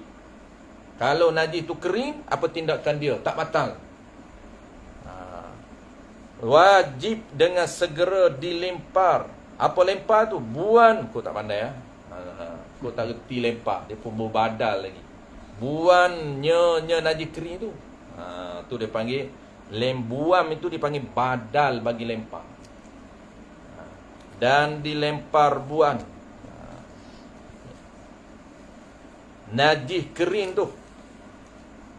Lempar tu ada cara dia, dengar. Dengan ni takluk lempar. Bukan lempar semata-mata pegang najis tu, tak boleh, batal. Lempar tu dengan tiada sentuhnya najis kering tu, dan tiada tanggum najis kering, tak boleh. Kalau lempar ramah buan, tak boleh. Ni najis kering apa ni? Tek cicak tu atas. Jatuh kering tak? Kering. Kita pun jentik tu. Jentik tu sentuh. Dia syarat. Syarat najis kering pun dia kena lempar buan dengan tiada sentuhnya dan tiada tanggung, tak boleh tanggung. Sentuh pun tak boleh, tanggung tak boleh macam ni. Tanggung tak boleh. Sentuh macam ni, jentik, tanggung. Dan tiada tanggungnya, maka baru jawab. Maka jawab. Maka tiada batal sembahyangnya. Dengan syarat apa tu? Tak batal tu? Dengan syarat pertama najis kering, yang kedua cara buang. Najis kering pertama, yang kedua wajib segera kena buang. Kalaulah lambat buang, walaupun najis kering batal. Tu kata najis kering, ya tak batal, tapi ada syarat dia. Bukan najis kering mutlak itlaq semata-mata kering tak batal. Tak, dia ada syarat dia. Apa syarat pertama? Wajib segera buang. Yang kedua, cara buang. Cara buang tak boleh sentuh, tak boleh tanggung. Macam mana nak buang tak boleh sentuh, tak boleh tanggung? Jangan kita tak sentuh ni, ataupun kita jentik tempat yang tak kena najis. Jangan kena, tak boleh kena, walaupun dia kering tak boleh. Habis. Adapun jika najis tu basah, adapun dia panggil muqabil. Muqabil orang lama panggil gulawan. Gulawan mana tak faham orang KL. Orang Kedah boleh Duk ngaji 5 tahun di Kedah. Duk ngaji 5 tahun di Pondok Kelantan, baru faham gulawan. Kita KL mana nak faham gulawan? Tanya orang Pondok, apa gulawan? Gulawan lah. Tak faham? Tak faham? Ya, gulawan. Tanya lagi tinggi. Gulawan. Yalah tak faham. Lagi dia tinggi suara, gulawan orang cakap. Cakap tutup kitab lah senang macam tu. Dia tak boleh cerita, dia faham. Apa tu mengaji dia lama. Tok Guru dulu cakap apa? Mengaji bagi lama, dia tak nak jawab. Tok Guru, muqabil apa? Tak faham muqabil. Ya Allah, mengaji bagi lama. Kalau aku cakap awal, balik awal. Dia tak nak bagi balik awal, duduk 5 tahun. Lepas 5 tahun faham. Ada juga cara macam tu. Lepas tu di pondok, jangan tanya benda-benda basic dia tak jawab. Nak tanya benda basic ni, tanya dengan senior. Di pondok dia panggil senior. Dia panggil kepala telaah. Kepala. Dia ada kepala. Kepala apa ni? Kepala telaah. Tu pun tak faham juga tu. Bahasa pondok tu. Sudah. Baru-baru masuk pondok ni, Jakum. Istilah pondok. Kena faham istilah tu. Oh, panggil kepala telaah. Oh, tak panggil abang senior. Tak panggil. Tu campus. Campus lain, pondok lain. Oh, lain Padang, lain Belalan. Lain Golok, lain Ulu dia. Kepala mutalaah. Mutalaah ni apa dia tahu mutalaah? Dia tahu mutalaah ni subjek. Mutalaah Arab tu kan ada mutalaah. Tanyalah abang mutalaah. Abang mutalaah ni dia bacalah. Baca atas pondok dia, penuh pondok tu. Butuh pondok dia. Abang senior-senior ni dia baca kitab di pondok dia. Ada penuh duduk bawah pondok ada. Duduk bawah pondok ni. Atas ni semua bentuk-bentuk orang. Duduk bawah pun ada. Boleh beranilah tanya tu. Tak berani. Ni kalau basic-basic. Muqabbir apa muqabbir? Baru dia beritahu pun gulauan je. nak lebih cari sendiri dia. Gulauan aku tak reti terjemah. Aku ikut bahasa aku dia tu. Aku bahasa Kelantan, bahasa Petani, bahasa Kedah. Gulauan nak terjemah macam mana? Bahasa KL cari sendiri. Aduh. Tengok orang KL pergi duduk petani, balik cakap petani. Tak boleh cakap KL. Orang nak terjemah lah KL. Itu orang hantar pergi petani tu. Ni lah hamba ni balik-balik cakap Kedah. Tu apa adik hamba nama apa dia? Adi. Adi cakap Kedah. Tu dia tak keluar je bahasa Kedah dia. So dia mengajar bahasa Kedah. Lah orang KL terangor juga. Muqabbir ni apa maksud muqabbir? Muqabbir ni dia ada pasangan dia. Dia ada kombinasi dia. Jadi setiap isu tu ada kala isu tunggal, induk, dia tak ada kombinasi. Ada kadang-kadang isu tu dia ada pasangan dia. Itu apa panggil muqabbir. Dia nak combine dengan apa? Tadi dia kata najis kering. Kering ni ada lawa tak? Adalah basah. Itu dipanggil pasangan dia. Perempuan berpasangan dengan lelaki. Betina berpasangan jantan. Basah berpasangan dengan kering. Itu pasangan dia. Adapun jika najis itu basah, itu dipanggil kes yang kedua ini, kes yang dikombainkan dengan kes pertama. Masuk combine ni sebaliknya, hukum berbeza sebaliknya. Jika najis itu basah, kena atas kopiahnya seseorang atau atas serban orang yang solat, maka hendaklah wajib. Ada cara juga. Hendaklah dengan segera. Tak boleh delay. Tak boleh berlambatan. Segera. Kalau lambat tak boleh, batal. Hendaklah segera dikais buang. Apa kais itu? Buang. Hendaklah dibuang kopiah itu atau serban itu. Dibuang tu dengan tiada disentuh najis itu dan tiada dipegang kopiah dan serban itu. Dia beza dia. Kalau kering tak apa, pegang kopiah tu. Hak basah ni dengan kopiah tak boleh pegang. Kena cepat buat. Kalau kopiah kita ni di atas ni, kena cepat-cepat buat. Jangan tanggung. Jangan kita buat macam ni. Ini kita menanggung. Kalau najis kering tak apa. Najis kering jangan sentuh je. Najis basah tanggung pun tak boleh. Tanggung tak boleh. Dia kena buat tanpa menanggung ataupun tanpa sentuh. Dengan tiada disentuh, tiada bertemu najis itu dan tiada dipegang kopiah dan serban itu dan tiada jadi tanggun serban dan kopiah itu, maka tiada batal sembahyangnya. Kalau basah pun tak auto batal. Melainkan ada auto batal. Basah ni macam mana? Kalaulah basah kena pada jubah, tu auto. Nak buang tak boleh. Ni, basah dia melekat tu. Sebab tu dia kata di kopiah. Tapi kalau kena tempat yang tak boleh nak buang, memang auto batal. Auto batal. Contoh, tahi cicak basah fresh baru keluar daripada ladang. Memang dia standby dah. Dia tengok mana Abang Zaki nak solat kat mana. Kawan tu ada di atas. Solat kat situ. Dia dah bagi syarat dah. Dia bagi bunyi dah. Dia kata solat. Dia setting yang cantik. Setting macam mana? Dia tak nak setting atas ni. Dia tahu Haji ni mengaji, dia kata. Kalau setting atas ni dia boleh buat. Setting bagi kena atas ni. Kena atas ni terus melekat. Sebab basah. Kalau kering tak apa. Ada kadang-kadang walaupun fresh dari ladang tapi kering. Tak apa yang tu. Macam mana nak tahu kering tak kering? Tengok. Terus melekat. Melekat tidak ada cara. Memang batal. Nak buang tak boleh.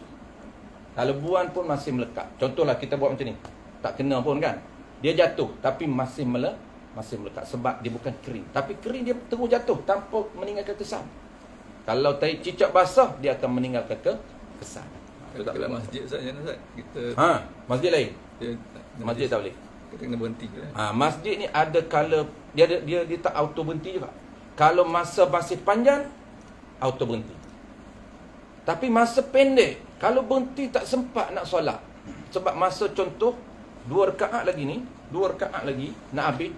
Kalau habis, contohlah kita nak stop sekarang ni, sempat tak 5 minit lagi untuk solat dalam waktu, tak sempat. Itu tak wajib berhenti. Habiskan dulu, bagi salam, wajib segera keluar buat. Dia ada di belakang, tak silap dia ada isu di belakang. Dia masalah juga. Kalau di baju ke di kopiah ke? Sama aja. Sebab kalau di kopiah, di baju tak apa, di baju dah tak kisah dah, dia basah auto dah ni.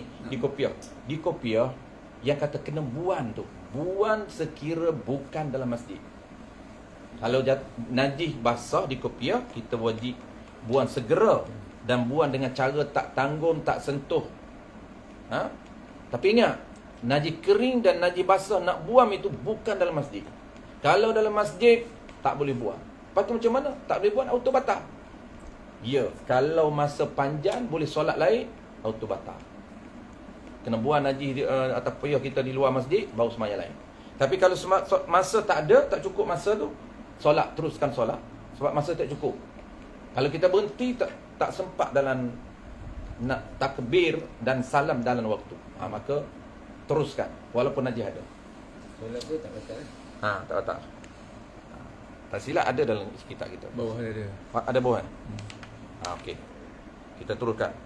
Adapun jika najis tu basah Nabi ada bawah tu. Mana? Inilah tu. Tu.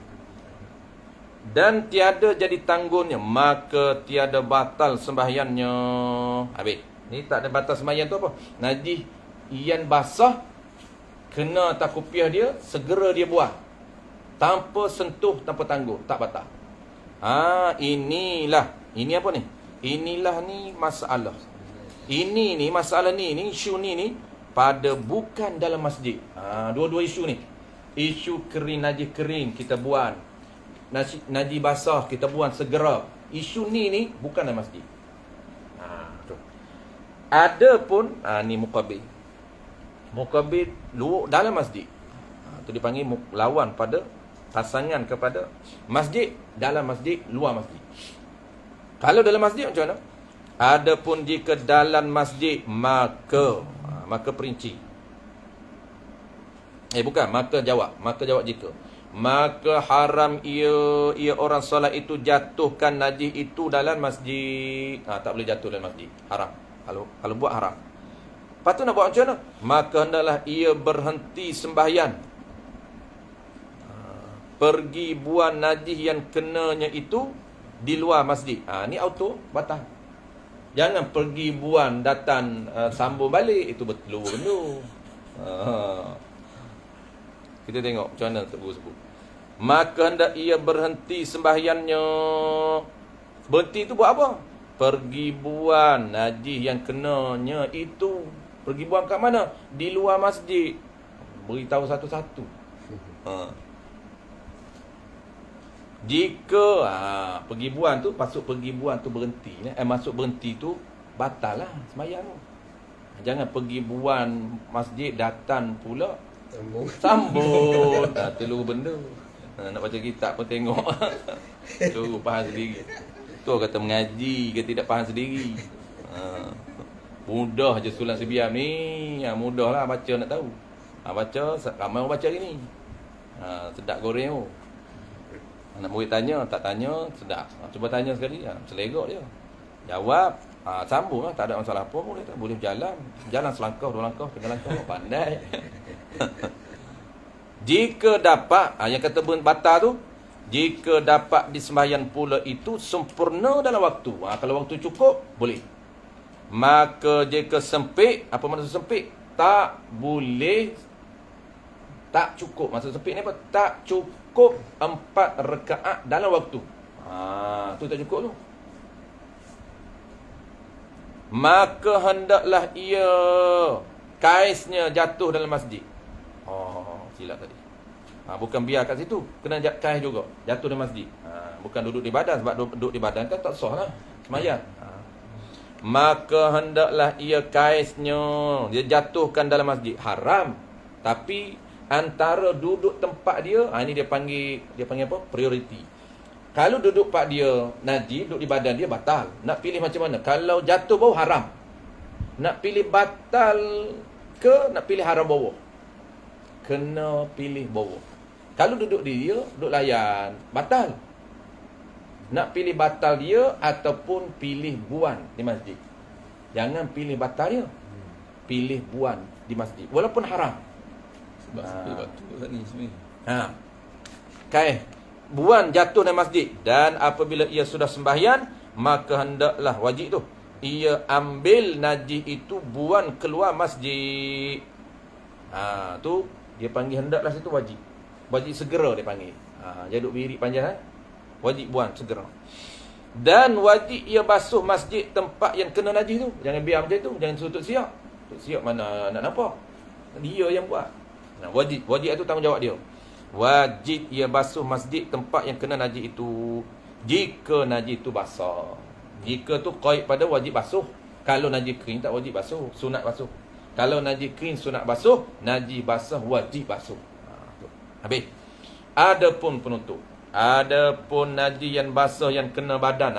Ni tak ada pun. Ni tak boleh buat apa. Kena badan auto. Kena badannya atau yang kena bajunya atau kena kain yang dipakainya, maka batal sembahyang. Dia panggil batal mutlak. Itulah batal. Tak boleh nak kain apa dah. Nak cabut je lah. Bukan nak telanjang. Dan wajib ia kerana apa? Batal tu kerana tiada ada jalan yang boleh buannya dengan segera. Tak boleh buan dengan segera. Dia wajib buan segera. Lambat tak boleh. Macam contoh atas kopiah kan. Jatuh najis kering, jatuh najis basah, wajib buan segera. Cara buan tu berbeza. Kalau kering lebih mudah buan. Asalkan jangan sentuh aja. Kena sentuh jangan. Tapi kalau cara basah, najis basah, buan dia lebih ketat. Macam mana? Tak boleh sentuh, tak boleh buan, tak boleh tangguh. Macam mana? Buatlah macam mana pun. Jangan duduk sentuh. Sebab sentuh najis tu, kalau najis tu basah tak boleh. Tapi najis kering mudah. Najis kering, buan, cara buan tu macam mana boleh. Jangan pegang najis tu.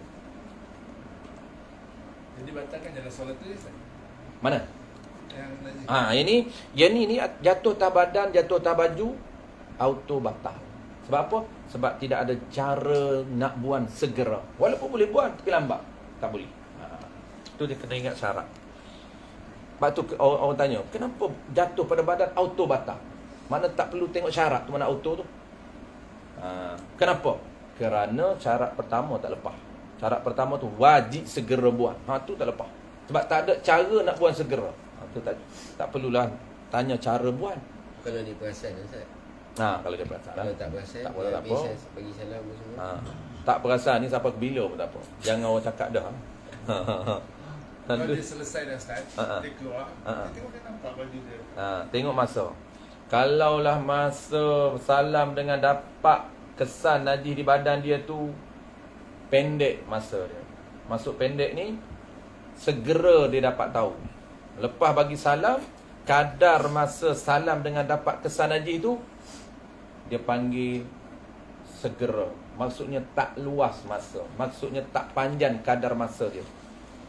Apabila kadar masa tak panjang, tidak ada ruang ihtimal. Tak boleh nak andai. Wajib qada. Wajib qada. Wajib ulang lah. Qada. Tapi kalau kadar masa panjang, ada ruang ihtimal. ruang ihtimal. Sebab apa? Tak yakin. Ada ruang kemungkinan. Apa maksud ihtimal? Kebarangkalian najis baru jatuh. Ada kebarangkalian. Apabila ada kebarangkalian, tak yakin. Yakin tak? Tak yakin. Apabila tak yakin, tengok ada tak kebarangkalian untuk jatuh najis selepas salat. Mungkin. Masa duduk jalan mungkin cicak bau berak. Bila? Mungkin lah. Dah tak yakin. Kalau dia berak dalam sembahyang, mungkin juga dalam sembahyang. Tapi oleh kerana ada kemungkinan di luar sembahyang, tak perlu qada. Kenapa tak perlu qada? Kerana dah lepas solat. Dia kaedah dalam solat lain, di luar solat lain. Di luar solat lain, dalam solat lain. Kalau dalam solat, lain. Tu. Macam Haji lah, macam ni lah. Sama je contoh. Kita bagi salam. Lepas bagi salam, tengok-tengok dalam poket ada jenazah semut. 2 ekor semut. Innalillah. Kalau tak innalillah, kalau salah apa-apa, penuh semut di badan pun tak apa. Takbir Allahu Akbar, kelkatu datang huruf. Penuh kelkatu, musim kelkatu penuh. Ataupun lebah. Semaya ada hutan lebah. Lebah datang parking atas ni. Ni semaya khusyuk. Khusyuk. Tu yang lebah boleh parking tu. Apa hukum? Tak ada masalah apa. Bukan bangkai hidup. Yang kita sebut ni bangkai semut 2 ekor. Bila bapa bagi salam, segera. Itu tak ada ruang ihtimal, wajib ulang balik solat. Tapi kalau ada ruang kebarangkalian, mungkin semut baru meninggal. Waktu dia duduk berjalan tu, meninggal ketika dia berjalan. Masa belum salam itu, mungkin dia tak meninggal lagi. Ada kebarangkalian untuk kita kata mungkin tak meninggal lagi. Itu boleh. Itu kena luaskan hukum fiqh tu, kena mengaji usul fiqh. Kena mengaji kaedah fiqhiyah. Usul fiqh tu untuk tahu je. Untuk tahu macam mana hukum tu dikeluarkan. Kemudian nak kumpul kaedah fiqh. Kena mengaji kaedah fiqh.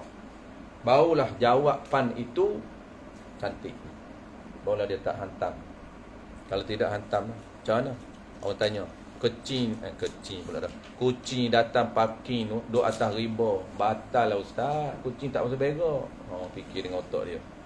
Bila masa kucing masuk berak? Kucing kencing malah tandas pun tak masuk berak. Kita duduk tahiyatul mubah, datang parking naik. Kucing manja. Berhenti tu solat. Kenapa je berhenti? Ni datang kucing ni. Ya, kenapa? Batal lah. Di punggung dia kan berak tak basuh. Kalau tak mengaji kaedah fiqh, macam mana nak keluar hukum tu? Betul. Batal. Kenapa batal? Tu kucing ada najis. Sebab di punggung kucing ada najis. Di punggung kucing ada najis.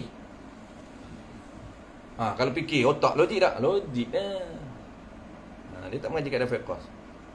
Yang sebenar tak batal. Kenapa tak batal? Yakin dah di punggung. Tak yakin, tak perlu dah duduk belek. Duduk tengah tahiyat tu selok ekor. Tengok ada tahi tak? Tengok ada tahi, yakin, batal. Tak yakin. Ingat kaedah tak yakin. Al-yakin la yuzalu bisyaki. Ada 5 kaedah pecahan. Tu kena belajar kaedah fiqh. Ada 5 kaedah pecahan. Dia ada yang induk, ada pecahan. Satu-satu tu dia keluar pecahan. Tu. Tak yakin. Apabila tak yakin, ada tak kebarangkalian kucing untuk basuh berak? Ada. Pelik dah bunyi. Pelik. Ini sebut dalam kitab Idah Qawaid Fiqhiyah yang dikaran oleh Syekh Nuruddin Al-Marbuq Al-Banjar Al-Makki.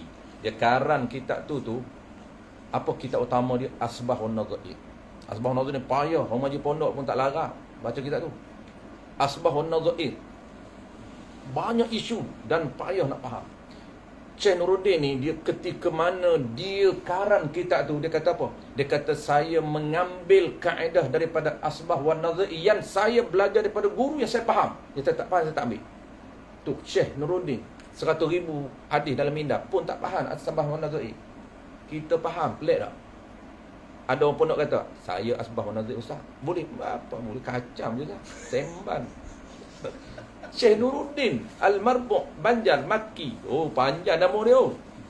Dia kata apa? Saya mengarang kitab kaedah fiqhiyah tu. Kita orang baca kitab tu di pondok. Saya hanya ambil kaedah, saya susun kaedah yang saya faham. Dia mengaji untuk guru dia. Beramai tok guru dia, 2-3 orang dia mengaji, dia kata, tok guru dia, kitab Asbahun Nazaid, payah tak payah, dia kata, saya kumpul hak saya faham. Tiba-tiba baca, dia pun tak faham. Nampak? Ada ketika mana, saya pernah baca, tapi saya tak katakan dengan Syekh Nuruddin, saya kata dengan orang lain. Ketika mana dalam kuliah dia kata, ada satu ketika, masa saya kumpul, saya faham. Tiba-tiba saya karan, saya baca balik kitab saya karan, tak faham. Pelik tak? Dia tu. Ada 100,000 hadis dalam ini. Yang kita, satu hadis tukar takir. Hadis arba'in tukar, innamal a'malu bin niyati wa innamal likulli imrin ma nawa. Apa ustaz? Tak ingat dah. Tak ingat sekat manawa. Faman kana, apa ustaz? Kita hadis arba'in tak ingat. Tiba-tiba Asbahun Nazaid kacang lah. Tu panggil semban lah. Apa disebut dalam kitab tu? Kalau ada ruan, kucing tu ada ruan masa. Kucing tu boleh cari air, jumpa air 2 kolah ke atas, dia terjun dalam tu. Tak batal. Ada ruan? Adalah ruan. Ada ruan lah, bukan kita tengok kucing kecil depan kita, dia berak, tiba-tiba datang duduk. Itu tak ada ruan, itu batal. Sebab kita takbir Allahu Akbar, nampak kucing tu duduk berak. Sekejap aja dia datang tahiyat akhir. Dua tahiyat akhir dia parking. Batal. Yakin. Tapi masa nak berak, masa dia kita takbir, dia tak nampak pun dia berak. Tak nampak apa pun. Kalau nampak tu jauh, masa jauh ni kira jauh. Nampak berak tak? Tadi. Sekarang ni setengah jam dah. Setengah jam sempat dah dia pergi cari air 2 kolah ke atas, terjun. Sempat.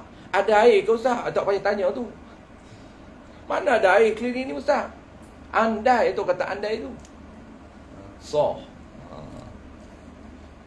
Ngaji kitab Qawaid Fiqhiyah. Pelik-pelik. Pelik lah. Kalau tak pelik tu, hukum kita yang akan jadi pelik. Tak mengaji hak pelik, hukum pelik. Pelik yang hukum. Batal semaya dia kata. Sebab apa? Kucing berak tak basuh. Tu panggil menyepitkan hukum. Wallahu a'lam. Sambung. Bulan depan dekat mana tu? Ke perkara yang ke 14. Perkara ke-14. 13. Perkara yang ke-13. Wallahu a'lam. Bismillahirrahmanirrahim. Alhamdulillahirabbil alamin. Wassalatu wassalamu ala asyrafil anbiya'i wal mursalin wa ala alihi wa ashabihi ajma'in. Allahumma faqihna fid din wa 'allimna ta'wil wa ja'alna minal ulama'il 'amilin wa ja'alna minal mukhlisin wa sallallahu ala sayyidina Muhammadin wa ala alihi wa barakatuh wasallam. Walhamdulillahi rabbil alamin.